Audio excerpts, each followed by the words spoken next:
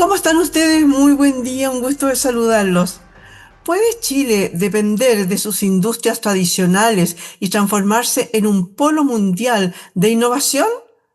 En su libro Innovadores Científicos Chilenos, el biólogo y doctor en ciencias Anil Sadarangani muestra cómo empresas nacidas en laboratorios universitarios están revolucionando la biotecnología, la inteligencia artificial y las energías renovables, generando empleo, atrayendo capital y mejorando la calidad de vida dentro y fuera del país. Vamos a conversar con el autor de este libro, Anil Sadarangani, biólogo y doctor en ciencias.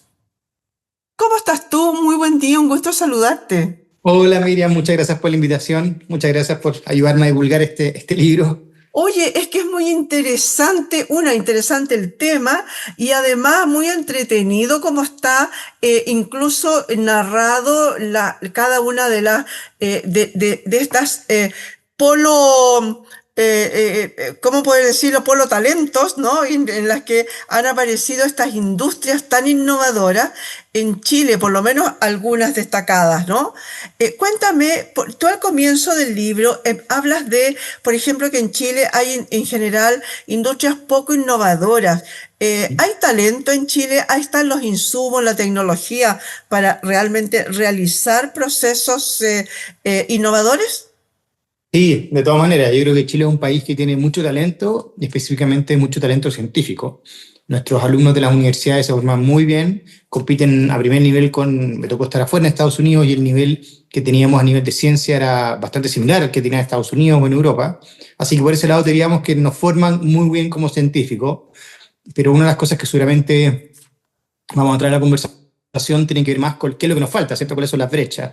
Y ahí una de las brechas tiene que ver con la articulación, sobre todo con el sector productivo, el sector privado, que ayuda a traccionar este conocimiento científico que generamos los emprendedores y que no logra de manera tan eficiente llegar al mercado.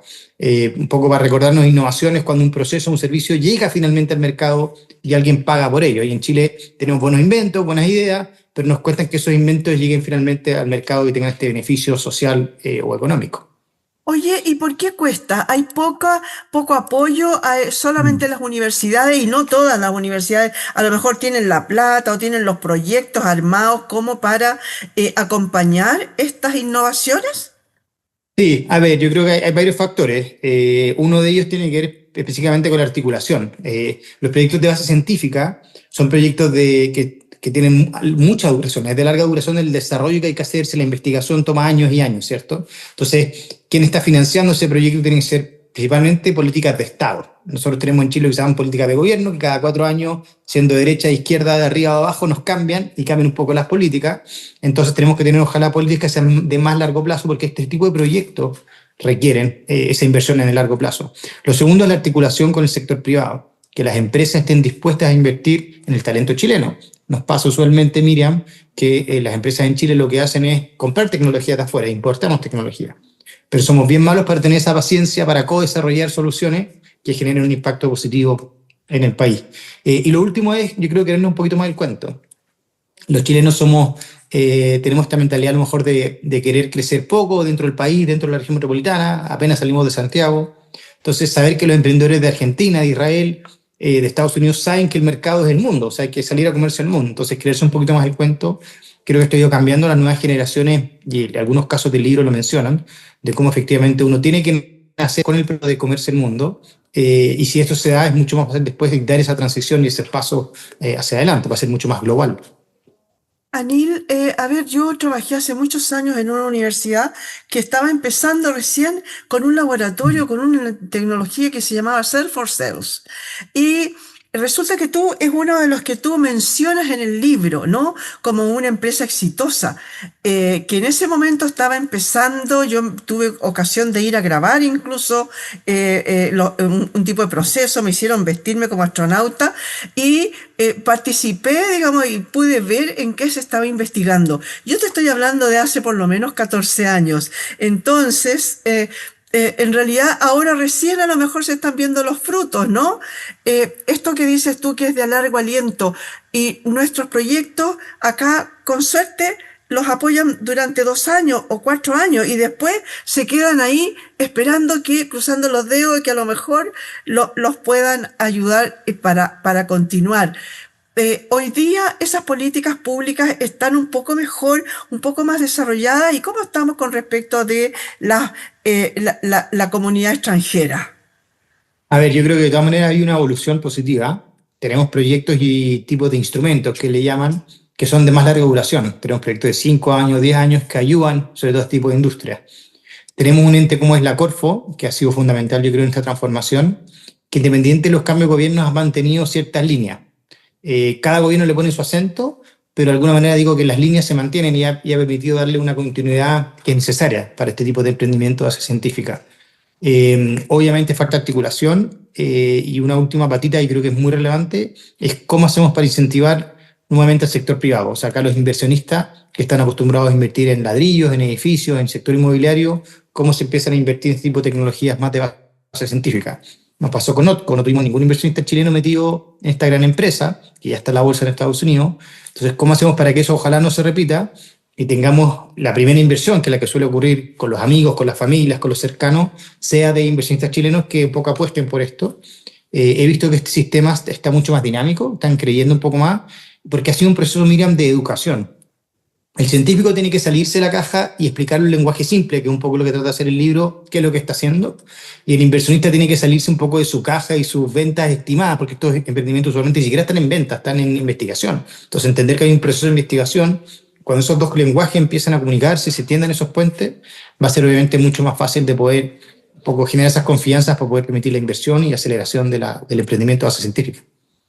Oye, ahora vamos más a lo que te podría preguntar cualquier ser humano común y corriente que no tiene idea de cosas científicas ni de tecnología aplicada, no sabe nada de nada. ¿Cómo se le ocurre a uno una buena idea? ¿Cómo puede uno, cómo sabes? Tú formas parte de un grupo que tiene un emprendimiento exitoso, ¿no? Entonces, ¿cómo puedes saber, cómo investigas, cómo ves el nicho preciso para decir, a ver, por ahí me voy a ir? A ver, lo más importante y lo que siempre le enseño a mis alumnos es que la innovación parte por detectar el dolor o el problema. Si uno tiene claro cuál es el problema, independiente de la solución, uno va a saber que ese problema es real, que está cuantificado, que hay alguien que está dispuesto a pagar por esa solución y por lo tanto que hay usuarios interesados. Si uno de alguna manera entiende muy bien el problema, la solución puede ir variando. En el caso Self for Sale, en el caso de una empresa o varias cosas que se comentan en el libro, tú te das dando cuenta que la idea inicial es una cosa y lo que es ahora es otro tipo que es nada que ver. El caso, por ejemplo, de Fate Technologies, que partieron haciendo una especie de agente que matara a los bichos de las plantas, los vegetales, de las lechugas, el Milk Keeper, y que ahora están haciendo unos fagos para de alguna manera cuidar lo que es la actividad ganadera y que no se mueran por la bacteria. O sea, una mutación, hablando en términos biológicos, que ha sido extraordinaria, pero el problema era súper claro y lo tenían identificado. Entonces, lo que fueron variar la solución, ¿cierto? Entonces, es como el primer consejo y el más, parece obvio, pero muchos se enamoran de la solución porque es como nuestra guaguita, nuestro bebé, y mantenemos esa solución hasta que llegamos al final, hasta que nos pegamos un portazo, invertimos años, tiempo, esfuerzo,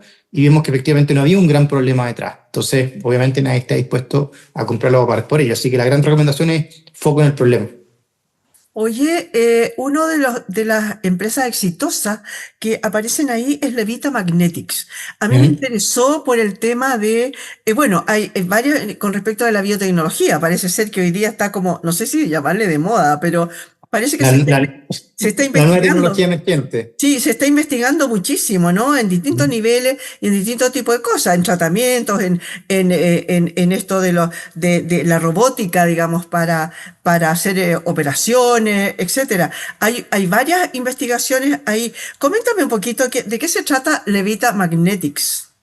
Sí, Leita Magnetics es muy buena la historia porque si algunos tuvieron acuario, la gente que nos está escuchando cómo limpiar los acuarios con un imán a cada lado del vidrio, ¿cierto? Bueno, ahí Alberto, que es uno de los fundadores, cuenta que en base a esa idea, él decía, ¿por qué no ocupo esta misma metodología en pabellón? Es decir, cómo a través de una pinza magnética yo libero al cirujano de una de sus manos, porque lo hace una máquina que tiene un imán y que uno puede de alguna manera ir moviendo y tener mayor espacio para poder operar y una mano libre para que la operación sea mucho más fácil.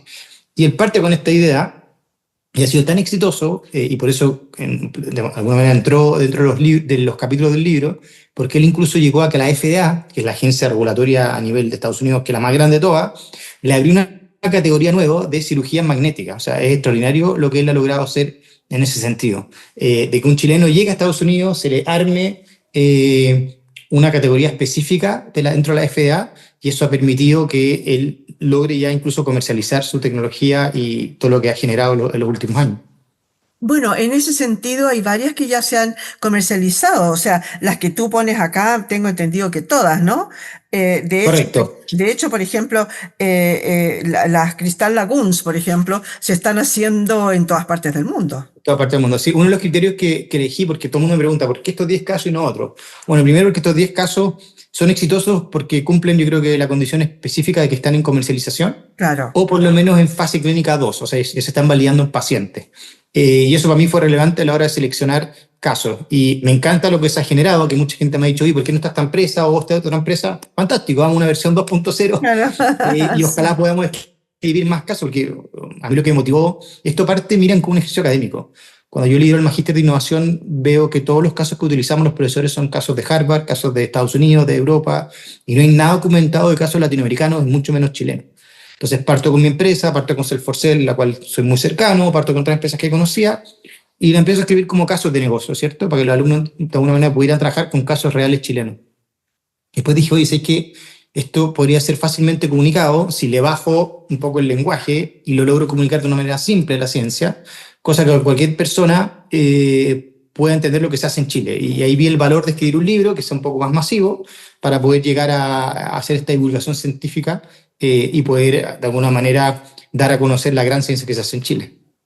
Oye, a mí siempre me ha llamado la atención que los emprendedores, los innovadores, los que presentan cosas, los que hacen proyectos y se echan a andar, no solamente el que hace algo y lo vende, sino al que siguió todo un proceso como de innovación para llegar a un resultado final, pocas veces se quedan con eso. De repente lo que hacen es llevarlo al éxito y venderlo, ¿no? Como han habido casos de los que, dentro de lo que tú Sí. mencionas acá. Y empiezan otro nuevo. ¿Cuál es la idea?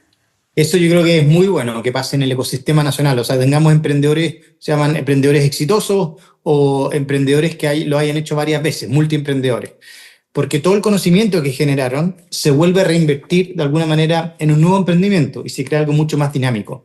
Y esto se hace principalmente, miren, porque cuando las empresas, o sea, la mentalidad de los fundadores de startups, que son bien incipientes, tenemos ciertas capacidades. Yo sé llegar hasta un fase 2. Yo no sé hacer un fase 3 para 1.500 pacientes en Estados Unidos, en Europa y en Australia. Entonces son capacidades distintas y ahí es como uno, siendo súper honesto y humilde, dice, ok, yo llegué hasta aquí y como fundador o vendo mi parte o contrato a un gerente general que tenga esas capacidades más internacionales y haga exitosa la compañía, porque si sigue dependiendo del mismo fundador inicial, es bien complejo que esa misma persona sepa hacer todo desde cero, que es ser súper ágil y ponerse todos los sombreros al principio, hasta cuando una empresa que ya escaló a nivel mundial está hablando con la FDA o está hablando con mercados internacionales. Entonces creo que es una transición normal.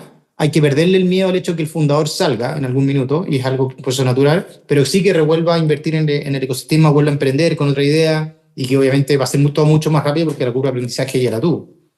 No, claro, por supuesto, porque corre el riesgo de que se estanque ahí, ¿no? Así es. Y no siga creciendo, no siga su curso natural. Me llamó la atención, por ejemplo, hace muy poco conversaba con una doctora que le fue muy bien en su innovación, en su experiencia que estaba haciendo, su investigación. Tanto es así que ya está a la venta su producto, etcétera, todo fuera, pero en ese intertanto se encontraron con otro tema de otra bacteria, ¿no? En este caso, y dijeron ahora, ya, pues ahora hay que hacer esta. Y ahí están ahora empezando con Es otro que ahí proyecto. es interesante porque ahí siempre está la curiosidad del que es científico, que su ámbito está en investigar. Esa doctora seguramente no quiere tener los problemas regulatorios de hacer un nuevo producto, de llevarlo a nivel No, comercial. Ella quiere volver a investigar y volver a su nicho y está fantástico. Por eso es importante, una de las cosas que yo coloco ahí, que tiene que ver con el talento y con el equipo. Equipos multidisciplinarios, que es parte del éxito de las empresas que le ha ido bien, es saber asociarse con personas con distintas capacidades que logran de alguna manera impulsar la empresa hacia arriba. Claro que sí, y en cada una de las etapas en las que van sucediendo los acontecimientos, ¿no es cierto? Oye, cuéntame otra cosa. En Chile tú dices que hay talento, ¿Mm? hay personas, están las posibles insumos, están los posibles créditos, en el sentido de que gente que crea en ti, ¿no? En ese ¿Mm? sentido. Pero las lucas de repente son un poco escasas. Pero existen empresas extranjeras, ¿no? Que ¿Mm? se dedican a captar estas distintas tecnologías innovadoras que están en el mundo y entonces ellas, no sé cómo lo hacen. Yo me imagino que habrán hacer negocio con un cierto porcentaje, etcétera. ¿Mm? No, no sé si los financian. ¿Eso existe de verdad? ¿Llegan a Chile, me refiero? Llegan a Chile, lo que han llegado a Chile son fondos de inversión Sí. que de alguna manera han puesto la mirada en Chile. Latinoamérica sigue siendo un mercado muy pequeño para ellos. Y la realidad es que lo que suele pasar es al revés, que el chileno, que se cree el cuento, que tiene una buena ciencia, emigra, sea a Estados Unidos, México, países que están más cercanos al desarrollo, digamos, de este tipo de industria, y ahí logran cierta atracción. Es muy difícil que un inversionista de Estados Unidos invierta y tiene una regla, ellos que no invierto a menos de 20 kilómetros a la redonda. O sea, yo tengo que ir a verte el laboratorio, saber lo que estás haciendo, ir a conocer tus procesos. Entonces, invertir, por ejemplo, de Estados Unidos a Chile es súper complejo. Yo no lo he visto mucho acá en el país, pero sí he visto empresas que desde Chile se incorporan en España, en Estados Unidos, en México y logran después comercializar su tecnología, que eso es la clave. Oye, y respecto de el Chile y el mundo, ¿cómo estamos con respecto de innovaciones? Tú mencionabas recién, por ejemplo, países como Argentina, que al ladito, a lo mejor, no sé si hay mayor o menor incentivo, pero ¿hay mayor o menor creatividad con respecto de con Chile o en realidad en Chile recién estamos en pañales? A ver, la creatividad yo creo que no es un problema. Yo creo que hay buena ciencia y tenemos buenas ideas. Si el tema es cuál es el ecosistema que te ayuda a llevar esa idea finalmente a un producto o al mercado, ¿cierto? Creo que salió el último ranking de innovación en Latinoamérica, por lo menos. Creo que Chile está dentro de los tres primeros. Creo que está Brasil, México y después está Chile. Y por lo tanto, Chile sí tiene, comparado con Latinoamérica, está súper bien. Yo diría que en el top 3, top 2, y hemos siempre liderado y hemos tenido buenas políticas, sobre todo de Corfo y el Ministerio de Ciencia hace poco. Pero a nivel mundial, claro, todavía tenemos que tener una mayor inversión en I+D. Piensa tú que en promedio los países de la OCDE invierten alrededor del 2,3% del PIB y Chile invierte el 0,32%. O sea, estamos a 10 de lo que invierten ellos. Entonces, tenemos que hacer un nuevo esfuerzo. Yo sé que es difícil, que hay muchas pedidas sociales de salud, educación, pero la ciencia no puede quedarse atrás como se ha quedado todos estos años. Tenemos que volver a impulsarlo. Así que por ahí va un poco también de mayor inversión pública y también ojalá privada, como mencionamos antes. Oye, en tu libro hay una serie de emprendimientos que llegaron a muy buen puerto y de algún tipo un poco como de un abanico de cosas, ¿no? De en distintas áreas, digamos, de la ciencia. ¿Por dónde crees que va a ir ahora? ¿Qué hay para el futuro? ¿Cuáles son los proyectos que tú tienes que saber, más o menos, en qué se está trabajando? ¿Cuáles van a llegar o no? Tú les tienes el ojo ahí para decir, no, esta cuestión no va a funcionar o este sí va a funcionar. Sí, bueno, yo tengo un poco de sesgo seguramente por mi formación científica en biotecnología, pero yo creo que el boom que hemos tenido en la inteligencia artificial en los últimos años, seguramente en 2, 3 años más va a explotar con el tema de la biotecnología. Y hay unas conversiones preliminares de las cuales estamos apoyando a través de Sofofa o a través de ICARE, de cómo la biotecnología se posiciona como una tecnología emergente que es transversal para cualquier tipo de industria, minera, forestal, salmonera, que son importantes para Chile. ¿Cómo podemos aumentar la productividad? Porque acuérdense que acá innovación nuevamente tiene que tener un impacto en los negocios. Si la innovación no genera impacto positivo en el negocio, no hay innovación. Entonces, ¿cómo la biotecnología es una tecnología habilitadora que nos permite de alguna manera fomentar la productividad de las empresas? Y yo creo que esta va a ser seguramente, sin lugar a duda, el boom post-inteligencia artificial. Muchas gracias, Anil, por haber estado hoy día con nosotros. En realidad estamos esperando el libro de los talentos chilenos 2. Muchas gracias y espero poder, si es que nos va bien con esta primera versión, que se acerquen, que me escriban, feliz de poder recapitular más empresas exitosas de base científica y que ayudamos entre todos. Miriam, te agradezco a ti por el programa, por lo que hace, porque no es mucho los espacios que hay para que la ciencia de alguna manera pueda ser difundida, así que muy agradecido también a ustedes. No, por favor, las gracias te las tenemos que dar a ti, porque en realidad es un libro muy entretenido para cualquier ser humano que no tiene para qué ser científico ni estar metido en este tema específico. Es muy interesante, muy entretenido. Están las historias acá de 10 empresas que han sido muy exitosas, que son de productos chilenos. Algunas se han vendido, otras no, otras continúan. Bueno, muchas gracias le damos a Nilsa Darangani, biólogo y doctor en ciencias, que nos conversó sobre su libro, el tema de los innovadores científicos chilenos en todo lo que se está haciendo aquí hoy día en Chile. Muchas gracias por haber estado en este punto de encuentro.